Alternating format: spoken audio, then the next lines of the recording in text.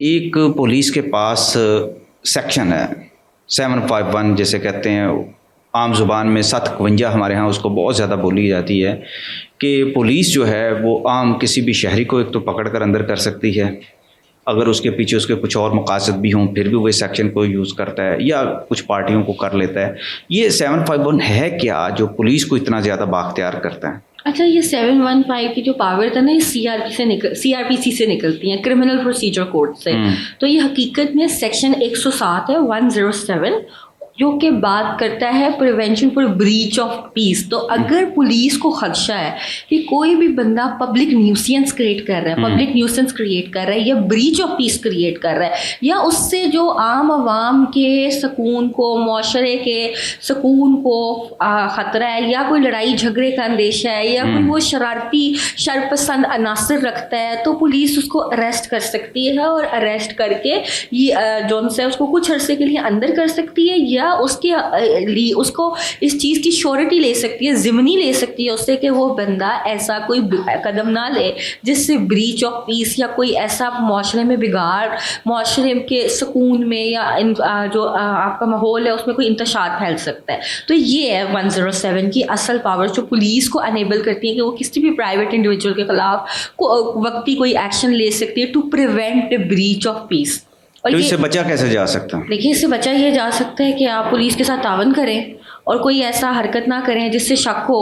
کہ پولیس کوئی آ کے آپ بریچ آف پیس کمٹ کرے، کیونکہ پولیس وداؤٹ ریزنیبل گراؤنڈ تو آپ کو اریسٹ بھی نہیں کر سکتی، پکڑ بھی نہیں سکتی، اور اگر آپ کو خدشہ ہے تو پھر آپ سیکشن 103 کے تحت میجسٹریٹ کے پاس جا سکتے ہو، ٹھیک ہے، اور اپنی ضمنی جمع کرا سکتے ہو۔ تو یہ اتنا خطرناک سیکشن نہیں ہے۔ اب اس سے اگلا جو ہے نا 151 سی آر پی سی، جو اس کے ساتھ ملا کے لگایا جاتا ہے، جس کی وجہ سے یوزولی جو پارٹیز ہوتی ہیں تھانے چلی جاتی ہے، یا آپ کو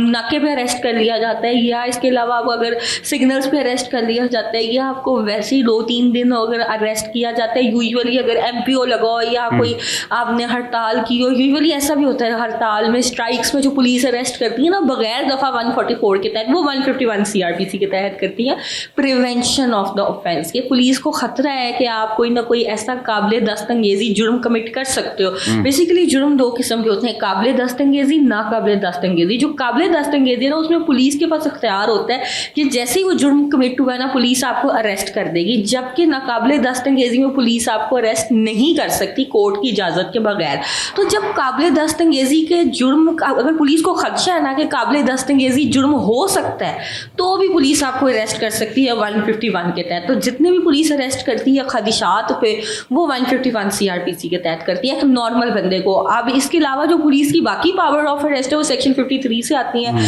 آپ کو شک ہے کہ کوئی نشئی ہے، کوئی ویگاباؤنڈ ہے، کوئی چور ہے، کوئی ڈکیٹ ہے، گلی سے گزر رہا ہے، یا کوئی ایسا بندہ گزر رہا ہے جیسے یہ آج کل گزرتے ہیں مانگنے والے، یا اس طرح کے ڈفرینٹ ان کے لباس ہوتے ہیں، تو ان کو بھی پولیس اریسٹ کر سکتی ہے۔